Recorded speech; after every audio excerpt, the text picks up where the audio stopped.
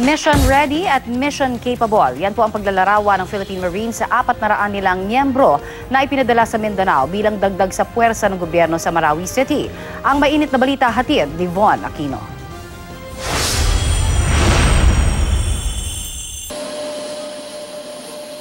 Ang miyembro ng Philippine Marines na ipinadala ngayong araw sa Mindanao na dagdag puwersa ng gobyerno sa Marawi City. Pasado alas 4 na madaling araw ng isagawa dito sa Villamor Air Base sa Pasay City ang send-off ceremony para sa 7th Marine Battalion. Sa kanyang talumpati, inihayag ni Philippine Marines Deputy Commandant Brigadier General Alvin Pareño ang kanyang suporta sa 7th Marine Battalion. Pinaalalahanan din niya ang mga sundalo na pangalagaan ng karapatang pantao ng mga mamamayan habang nasa ilalim ng batas militar ang Mindanao. But before we send you off, I just want to emphasize the need to value human rights, especially that the entire Mindanao is under martial law.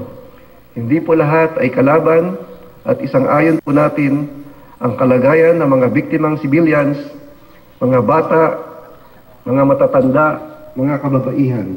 Tiniyak naman ng Philippine Marines na ang higit kumulang 400 miyembro ng 7th Marine Battalion ay mission ready at mission capable.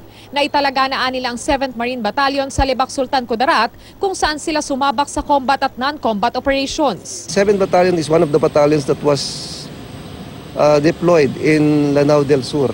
So most of them came from Marawi City already and they are very familiar with the terrain. Ang 7th Marine Battalion ay nanggaling pa sa kanilang 6 na buwang retraining dito sa Metro Manila. Ang higit kumulang 400 sundalo ay isasakay ng 3 C-130 plane patungong Cagayan de Oro.